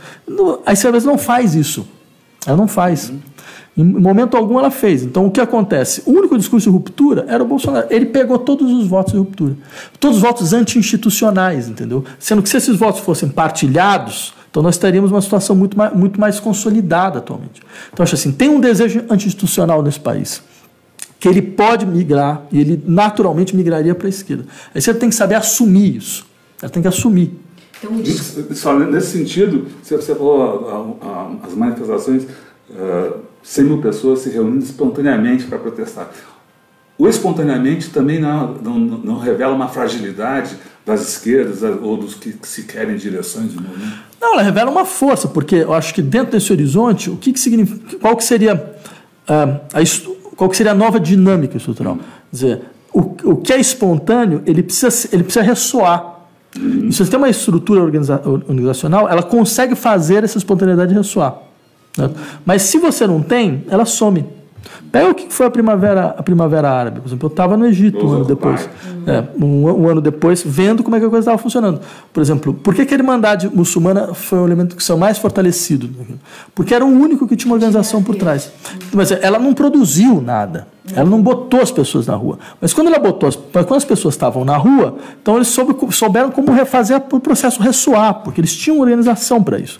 Certo? E aqui não existe mais isso. Depois, quem capitalizou acabou sendo o Exército, que é outra organização. Porque eles foram tão inábeis que eles conseguiram botar toda a população contra eles. Né? Então, eu diria, e aqui não tem isso. Né? E acho que aqui não tem, entre outras coisas, porque a política da esquerda brasileira, ela virou uma política de gestão. É uma política de gestão de política pública. Ponto. Né? A esquerda gere melhor as políticas públicas. É verdade. Ponto. Mas isso é muito pouco para um país que está em luta contra si mesmo, que tá querendo uma transformação radical de si mesmo, entendeu? Que é onde o país está. A esquerda não entendeu isso, que o país está procurando uma transformação radical de si mesmo. E a desgraça é que, em última instância, até agora, o único discurso que entregou, pelo menos um discurso de transformação radical, foi a extrema-direita. Quer dizer, então o desejo de ruptura está latente na sociedade. Sim, mas o que não falta é sintoma. O que não falta está latente por quê? Porque a população entendeu que esses últimos 30 anos de Nova República foram uma catástrofe, foram catastróficos. E aí o que acontece? Vem um pessoal da extrema-direita e fala, é verdade, você tem razão, então vamos voltar para antes, né? Então vamos voltar para o modelo da ditadura militar. Por isso que eles ficam insistindo nessa questão de revisionismo e negacionismo histórico. Né? Só que, até porque eles aproveitam do fato de que durante esses 30 anos a Nova República foi incapaz de fato, fazer uma política de memória decente. De realmente respeitar o dever de memória, certo? De colocar torturador na cadeia, de obrigar a sociedade brasileira a se confrontar com esse núcleo totalitário, a expurgar o exército, a tirar do exército todos aqueles personagens que tinham algum tipo de ligação ou que tinham algum tipo de discurso, obrigar o exército a fazer uma meia-culpa, certo? Como foi feito no Chile, como foi feito na Argentina, certo? Então, impedir, modificar nome de rua, impedir que pessoas como esse senhor Bolsonaro, se chegasse no púlpito do Congresso e falasse uma defesa da ditadura, ele seria processado. Qualquer democracia faria isso. Mas ele não fez. Então, eles aproveitaram o fato de que você deixou incólume tudo isso, voltaram com força dobrada a respeito dessa questão militarista, enquanto a esquerda não consegue, até agora, assumir um discurso de ruptura claro, com nada. E como é que seria esse discurso de ruptura? Se a gente está numa situação de possível ruptura, numa situação revolucionária, como você está descrevendo, o que seria o nosso pão, terra e paz? O que seria o mote? O que é a contradição principal que pode ser que aglutinar ou de alguma maneira organizar esse 70%? Bom, um exemplo, por exemplo, o governo Bolsonaro, ele se serve desse desejo anti-institucional da população para falar, não, de fato, a gente não negocia com o Congresso, a gente tem uma relação imediata com a população. Até a fala é imediata. Então, eles usam esse mesmo tipo de câmera que você usa, tal, para dar essa impressão de que é tudo espontâneo, de que não tem mediações, não tem nada, ou seja, para dizer, olha, eu sou um de vocês. E, claro, os eleitores deles veem isso, é um dos nossos lá. Ele faz todo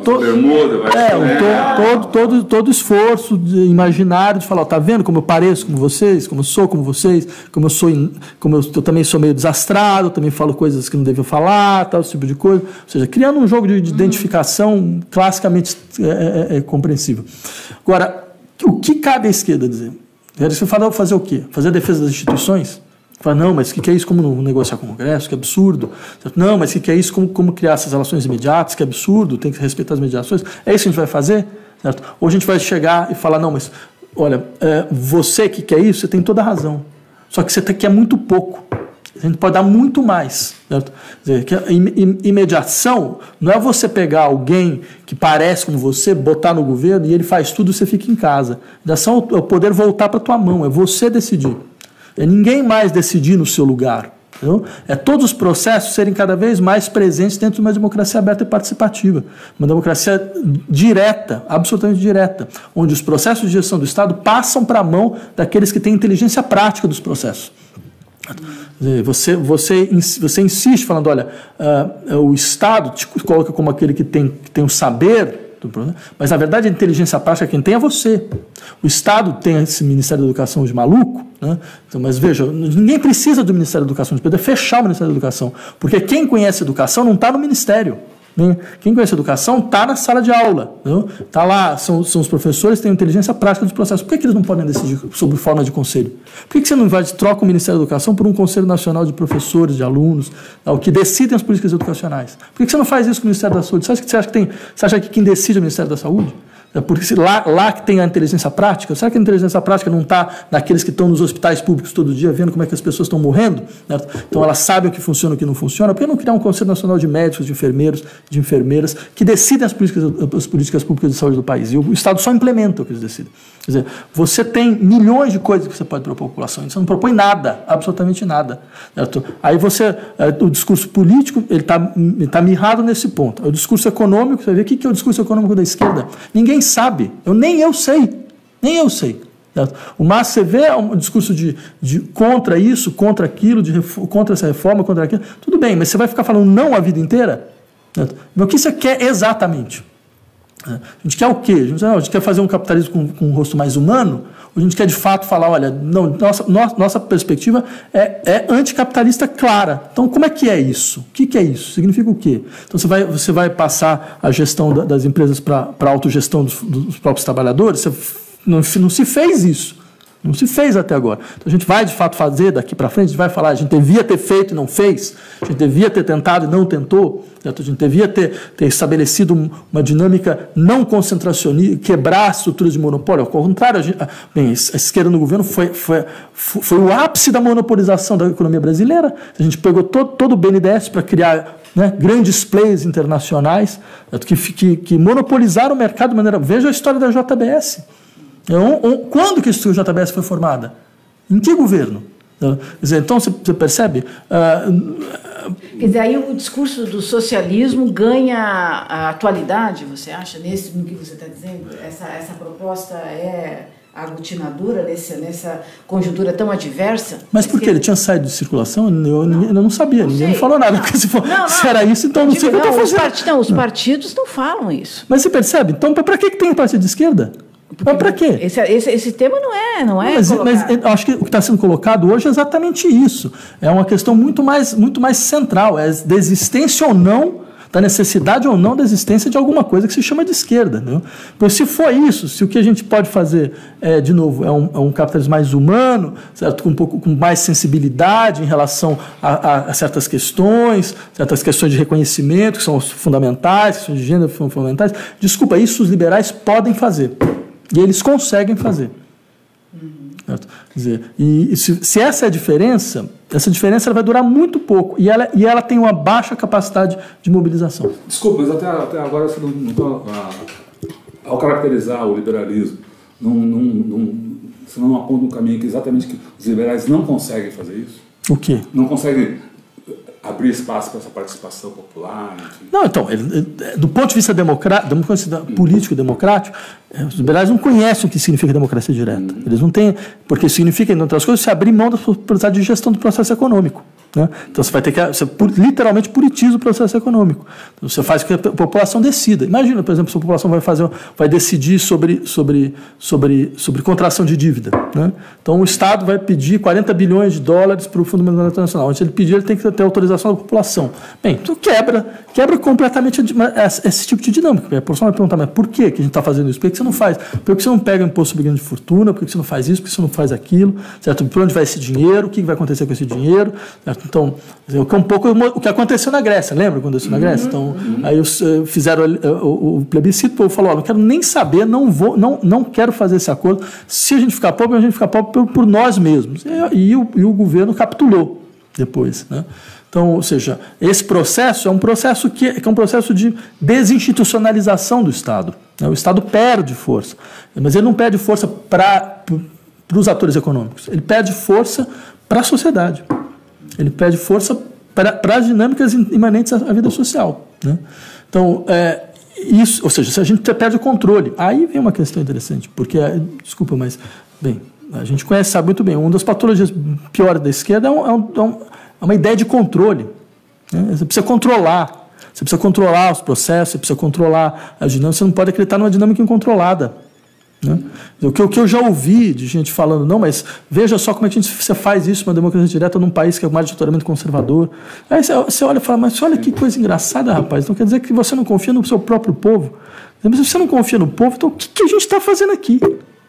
Eu não estou entendendo, entendeu? Se você é incapaz, você olha para o povo e você vê como um elemento irracional, potencial, porque não é o povo que você esperava, porque não é o povo que você estava, sabe, mas tem a mídia, não sei o quê. Ou seja, peraí, como tem a mídia? A gente passou 200 anos sem ter a mídia, entendeu? E fizemos as revoluções que tinham que ser feitas. Isso não é verdade. Isso não é verdade. Né? O processo aí você precisa de uma dinâmica que você vai ter que entrar dentro desses processos populares, você vai ter que saber como entrar dentro desses processos populares, você vai ter que estar disposto a fazer isso, você vai estar disposto a abrir mão de muita coisa. Quer dizer, a esquerda... Você deveria aprender a ser vanguarda. Nem sei se é uma questão de vanguarda ou não, mas eu diria aprender a lidar com situações que são autônomas em relação a você. Entendeu?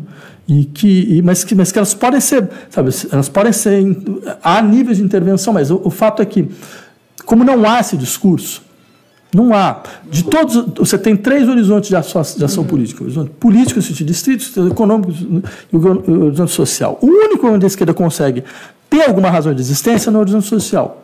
Porque aí tem as políticas de reconhecimento que ela foi capaz de assumir, num país como o Brasil é só a esquerda que faz, certo? Ela tem dinâmicas de assistência, solidariedade, então, agora a dimensão econômica e a dimensão política não tem. Não tem. Então é claro que fica tudo fragmentado, é claro que fica tudo disperso. Só que eles não se entendeu que o horizonte, a nova república acabou. Ela não existe mais. Né? E tudo que ela representou acabou. Certo? É um outro momento histórico. Se você continuar querendo trabalhar dentro de um momento histórico que não existe, bem, você vai ser tragado junto com esse momento histórico que não existe. E é o que está acontecendo. Quer dizer, a esquerda deveria adotar um discurso das suas raízes mesmo, da sua constituição mais elementar. A esquerda é o setor que tem mais medo da palavra revolução. Ela é mais utilizada pela direita hoje do que pela esquerda. O Bolsonaro acha que está, de fato, fazendo uma revolução. A esquerda tem medo, sabe? A direita vira para um maluco como Olavo de Carvalho, né? Fala, você é o líder da revolução. Né? Ou seja, eles se assumem dessa forma. Por que a esquerda tem medo da revolução? Porque esqueceu da sua história? Por quê? Porque não poderá controlar, porque não se acha incompetente em fazer uma revolução? São os atores principais formados na Nova República, eles têm esse horizonte na sua cabeça, né? Que é o horizonte de gestão, de pacto. Né? Que é um pouco o conceito neoliberal de não, ele é... Porque, eu diria o seguinte, porque tem um elemento histórico profundo aqui. Certo? O que foi a esquerda brasileira? A esquerda brasileira ela foi um apêndice de um populismo. Certo? Veja a história da esquerda brasileira, em larga medida. Vargas, o Partido Comunista apoiava o Vargas, o João Goulart. O que era o João Goulart? Era um representante máximo de um certo populismo de esquerda. Certo? Quer dizer, e isso era esquerda, era que girava em torno disso. É porque parecia que tinha densidade eleitoral. O Lula faz parte desse processo. Ele é a figura desse populismo de esquerda, que viu o seu limite. Mas esse é o único modo de incorporação que a esquerda conseguiu desenvolver no Brasil. O Brasil vive em um pêndulo. Você tem o governo das oligarquias, que é isso que a gente está vendo, e você tinha essas dinâmicas populistas. Só que essa dinâmica populista entrou em colapso. Nunca a gente tinha conseguido ganhar e ficar. A gente ganhou, ficou, passou 13 anos e viu que era um modelo que era um modelo de mobilização, ele tinha força de mobilização, ele tinha fôlego para governar 4 anos, depois não tinha mais. Você teve 4, 5 anos onde você teve políticas públicas, e depois o que foi? Depois não tinha. A Dilma acreditava que ia ser uma espécie de Brezhnev do lulismo, entendeu? Que era só deixar o barco correr que a coisa ia funcionar.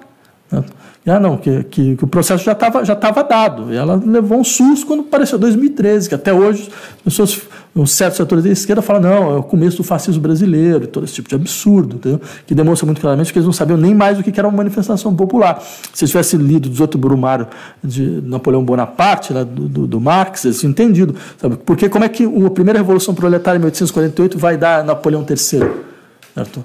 É a mesma coisa em 2013, é um modelo clássico de revolta popular. Você tem uma revolta na rua, você tem várias demandas contraditórias, quem conseguir bastiar primeiro leva. Né? Foi a direita. E foi a direita que foi capaz de fazer isso. Né? Então, você percebe, a gente tem uma trava histórica. A gente tem uma trava histórica. A trava histórica vem do fato de que a única maneira de constituir corpo político que a esquerda conhece foi pela via do populismo. E até hoje ela insiste. Mesmo que o seu líder esteja preso. Então ela não tem um modelo alternativo, ela precisa se reinventar completamente. Assim, historicamente, ela precisa dar conta disso, né? Que ela nunca deu. Ela consegue, ou essa esquerda consegue chegar a esse caminho que o senhor está colocando, ou precisaria nascer um outro partido? Não, é impossível fazer qualquer tipo de previsão, né? Ou qualquer tipo de colocação. A questão, acho que tem um dado de base, assim, nem a discussão sobre isso é posta, entendeu? Né? Nem a discussão, quer dizer, se a gente tivesse começado pelo menos a discutir isso há 2, 3 anos atrás, quando estava evidente que o processo tinha se esgotado, né? Hoje a gente poderia estar numa situação melhor, entendeu? Poderia estar, de fato, saindo de uma situação melancólica e colocando a imaginação política em movimento, né? Para que ela pudesse ir encontrando seus modelos, encontrando suas formas, encontrando dentro dos horizontes múltiplos da sociedade brasileira. Mas nem essa discussão é posta. Por isso que eu estava falando da questão da universidade, você percebe? Era o momento onde, bem, as universidades deviam estar fazendo isso, né? Era o que se esperava, mas nem isso. Tem uma questão clássica da chamada classe revolucionária, é que com tantas mudanças que aconteceram no capitalismo aí nas últimas décadas e com a sociedade brasileira, muita gente fala que o operariado já está muito minguado, que as organizações sindicais, agora estão sendo sufocadas, eliminadas. Como é que você vê, se a gente está com essa possibilidade histórica, da onde virá um tipo de organização, ou quem vai levar e segurar essas bandeiras? Pois mas isso é uma coisa engraçada, porque desde pelo menos os anos 60 tem-se essa discussão de que, bem, se a classe operária ela se integrou em larga medida, certo? Isso não significa que você não tem mais setores revolucionários da sociedade.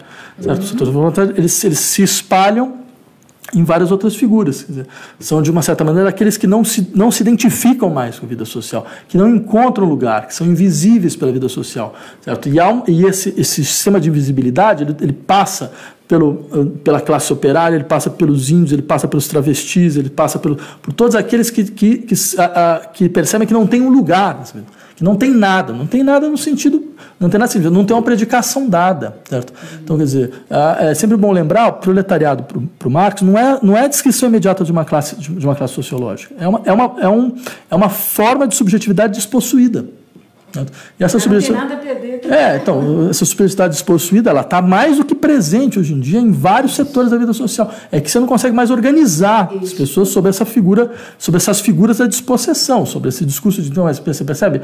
Diante desse modelo de existência, de posse, nós não temos lugar. Nós não temos lugar. Né? Então, por isso temos que derrubar o que exatamente. A tarefa da esquerda hoje seria derrubar o governo Bolsonaro? O que a esquerda tem que ter como meta? Ou como discurso? Não, porque se o governo deve cair, ele deve cair o mais rápido possível. É um governo de destruição absoluta, com certeza. Só que a questão, um governo ruim, ele fica, enquanto você não tiver uma alternativa credível do outro lado. Então, você pode ter governo, sabe, que tem 0%. Eu vejo o governo François Hollande, ele tinha, 2, 3% de aprovação, não caiu. Por quê? Porque não tinha nada, né, para colocar no lugar. Então, não é isso. Entendeu? Não adianta a gente simplesmente lutar para que ele caia se você não consegue mobilizar as pessoas para mostrar muito claramente o que você quer fazer. Qual que é a razão de existência? Por que você quer o poder? Por que você quer, então, por que você quer ocupar o governo? Né? Eu quero ocupar o governo para que não tenha mais governo. Ótimo, então como é que você faz para fazer isso? Né? E o que isso significa? Né? Então, acho que essas questões, elas são as questões fundamentais hoje. Né? Eu acho que quando a esquerda tiver não só clareza, mas a capacidade de unificar a partir disso, porque você vê como ela unifica? Ela unifica assim, tem uma eleição, então como é que a gente faz? Certo? Ou tem alguma coisa que o governo está fazendo, como é que a gente faz? Então, o governo define as pautas, você vai atrás, é simples. Entendeu? É claro que uma situação como essa é uma situação terminal.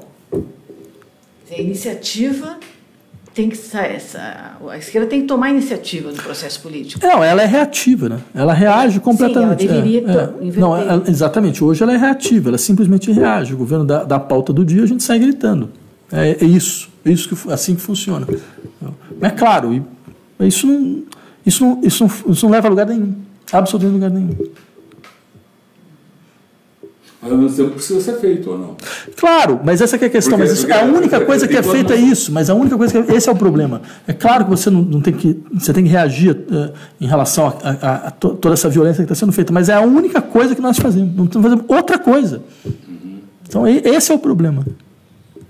Tem que ter uma proposta, tem que ter um discurso mas não é uma proposta assim do tipo, olha, então, essa é a nossa proposta, quem apoia, quem não apoia. Você percebe? Não tem nenhum espaço no qual você possa fazer emergir, né, um tipo de consciência coletiva, né, que está vinculada a respeito de um outro horizonte, uma outra situação que você quer criar.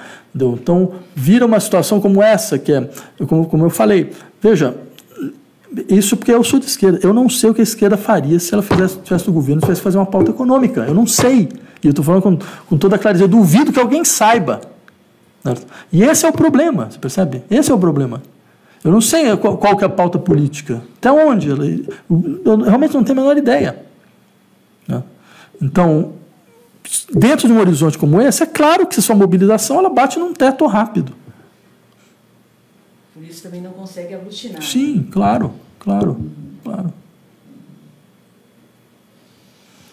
Vai lá. Não, é um cenário tétrico para a esquerda ou para as esperanças democráticas. Mas, ao mesmo tempo, a gente acabou de dizer que nós estamos contra-revolucionário porque tinha uma emergência revolucionária. Não é tétrico, é simplesmente, veja, há um modelo de organização de luta que não funciona mais. E é muito engraçado isso, quer dizer, a incapacidade que se tem de simplesmente fazer um raciocínio primário. Esse modelo não dá certo. A gente precisa de outro. Quer dizer, no sentido de que a gente precisa, então, entender qual é a situação atual, que tipo de situação, o que a situação pede, e agir de outra forma. Né? Isso significa, é claro, uma recomposição dos seus atores, uma recomposição dos seus espaços, uma radicalização do seu discurso, e é isso que não aparece. Então não adianta, sabe, enquanto isso não aparecer, o resto... Berlusconi na Itália, né, conseguiu mobilizar a Itália inteira contra ele. Então, assim, a Itália era um país que tinha lá um partido comunista italiano enorme, né, mais de 30% de votos, tinha a tradição dos autonomistas, que era uma tradição extremamente combativa. O que sobrou? Por quê? Porque, a partir de um certo momento, era assim, todos contra um. E aí você até conseguia, em dado momento, tirar o Berlusconi, aí vinha lá o Romano Prodi, depois voltava o Berlusconi, não sei o que, blá, blá, blá, até que botaram um fascista de verdade agora.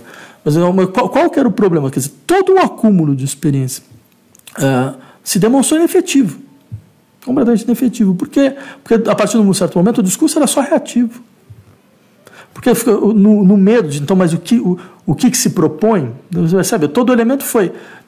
Quando o Partido Comunista Italiano caiu e virou o partido da esquerda, o PDS, eles entraram no governo, né? O Máximo da Lema virou lá. Né? Eles foram responsáveis pelo ajuste que permitiu a Itália entrar na zona euro. Né? Só que esse ajuste não poderia ser feito por ninguém menos do que a própria esquerda. Porque se tivesse sido feito pela direita, a esquerda ia arrebentava. Né? Então foi feito pela esquerda, desmobilizando completamente tudo que ele tinha dito. Entendeu? Foram gerentes.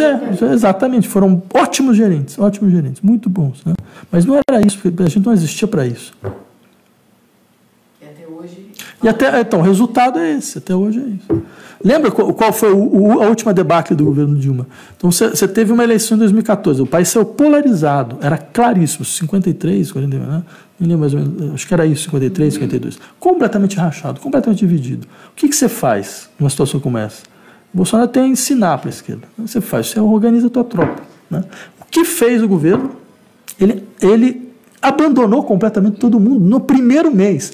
Então aparece com um ministério que era um ministério absolutamente medonho, sabe? Era o Joaquim Levy no Ministério da Economia, era a Cátia Abreu na Agricultura, certo? Então você esperava o quê? Falava, a gente entendeu que o país se dividiu, então vamos se organizar. Aí, o que aconteceu? Todo mundo abandonou.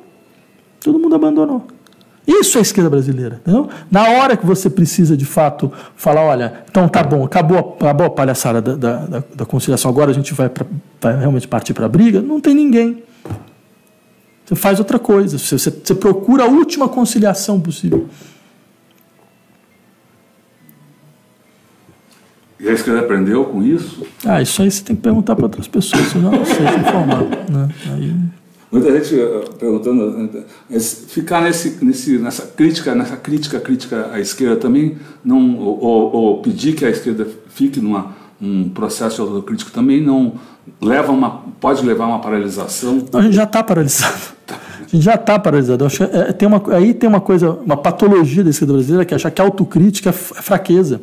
É uma coisa inacreditável, entendeu? É a única condição que você tem de conseguir ressuscitar. Entendeu? Porque você olha para trás, você vê o que aconteceu, você analisa, você mostra para a população, olha, de fato, o que eu quero é outra coisa, certo? Você mostra que você é capaz de pensar pelos seus próprios erros, entender os seus próprios erros, você sai dessa ideia do poder, como o poder que ele precisa a todo momento criar uma mobilização, tipo assim, não, agora não é o momento de fazer autocrítica, porque afinal de contas a gente está em guerra. Não, agora também não é o momento que a gente está em guerra. Então aquela coisa, assim, você vai jogando para frente, o poder que não pode em momento algum parar e se analisar, porque senão ele cai.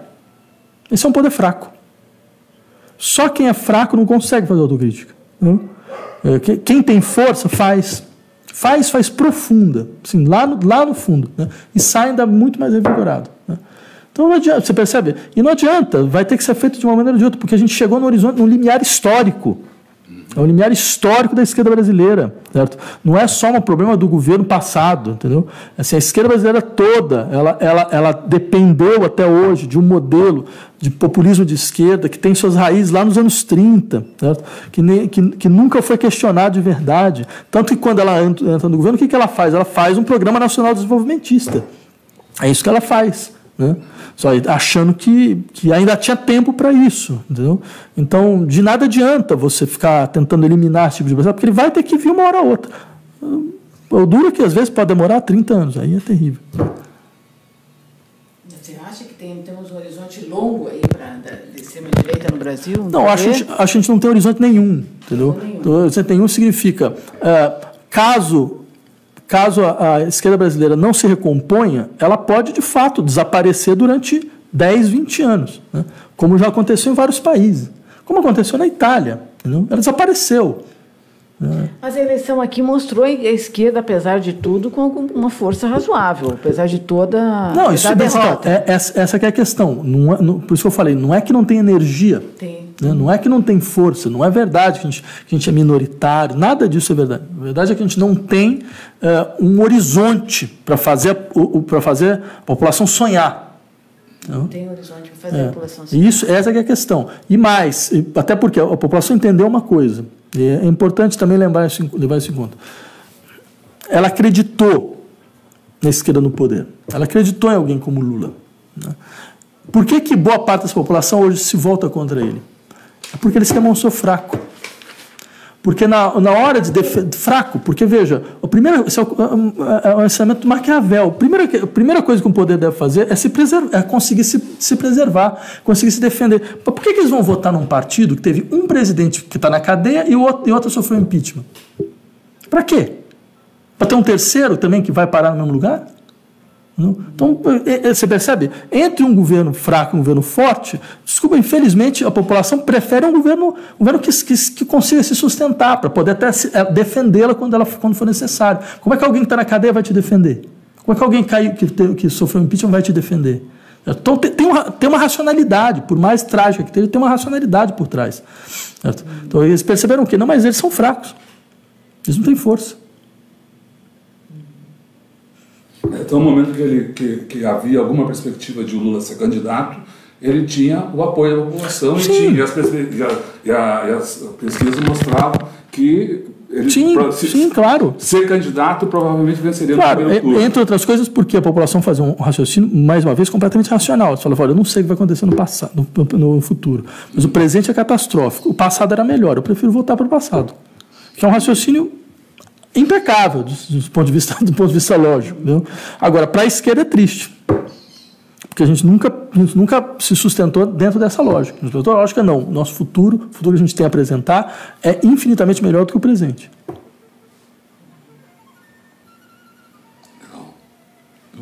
Ok? Vladimir, queria que você fizesse a sua mensagem final aí da entrevista. O que você quer falar no final? Eu só queria colocar algumas... Fala aí. Provocou muita polêmica aqui, muitos apoios e elogios e várias críticas. Eu vou ficar nas críticas que eu acho que trazem mais aí para o debate. Bom, o Bozo tem a ensinar para a esquerda? Pergunta a você e a todos os intelectuais que amam o país que ajam. Peço a você e a todos os intelectuais que amam o país que ajam, ajude os líderes da esquerda na revolução possível para nos salvar do caos. Ainda não apareceu um novo modelo em nenhum lugar do mundo. Alguns comentários. Intelectual de cátedra não faz revolução.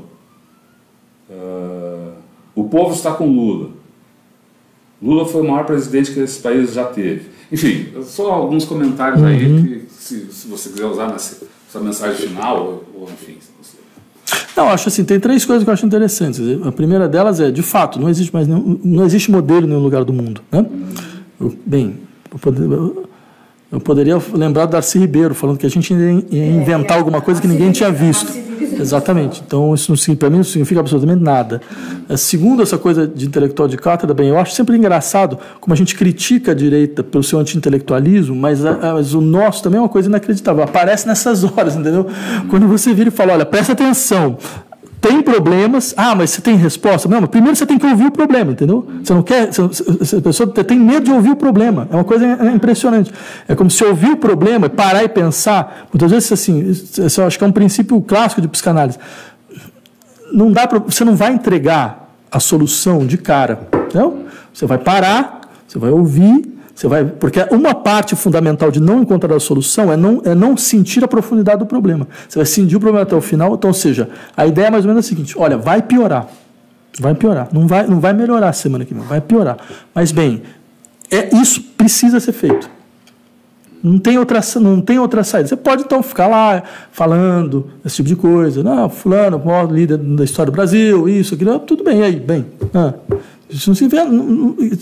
Isso, você acha que vai mobilizar dessa forma? Quer dizer, é isso que eu acho um elemento fundamental. Você está percebendo desde 2013. Você tem um país que ele se voltou contra si mesmo. Ele se voltou contra si num processo que pode ser criativo ou suicida. É engraçado isso, voltou contra si mesmo, porque o Brasil em 2013, ele parecia que estava tudo bem, né? Mas essa que é a questão fantástica, entendeu? Para quem estava tudo bem? Para quem? Entendeu? Para a gente podia estar tudo bem, mas se não se estivesse tudo bem, como é que você pode explicar? Você percebe? Foram 2.050 greves num ano só. Certo?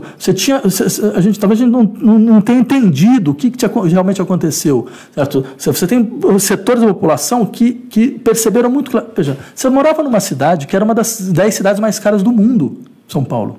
Uma das 10 cidades mais caras do mundo, Rio de Janeiro também. Certo? Então, como é que podia estar tudo bem?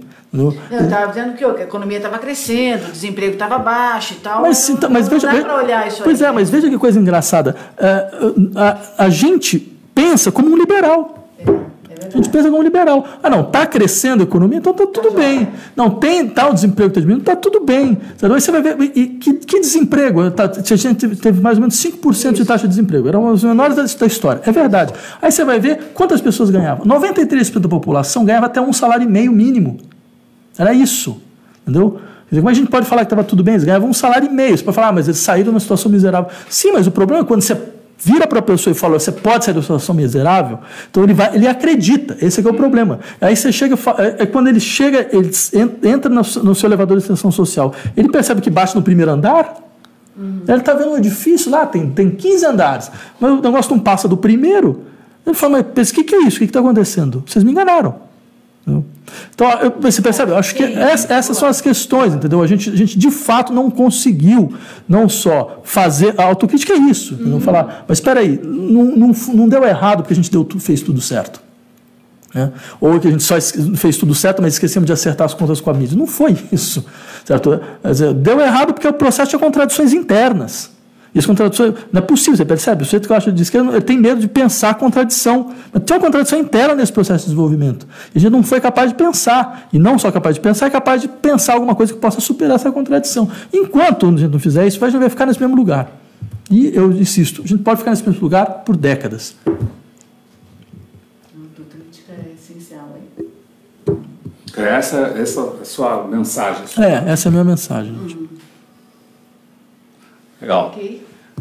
Bom, então a gente conversou aqui com o professor Vladimir Safatli, nessa discussão instigante aí sobre, né, o passado recente do país, os caminhos que temos, os caminhos que foram trilhados. Todo esse debate fica disponível no nosso canal de vídeo, no youtube.com/c/Eleonora e Rodolfo Lucena, Tutameia, o Tutameia escrito com letras maiúsculas, baseado também no nosso site tutameia.jor.br. Muito obrigada. Eu que agradeço. Um abraço.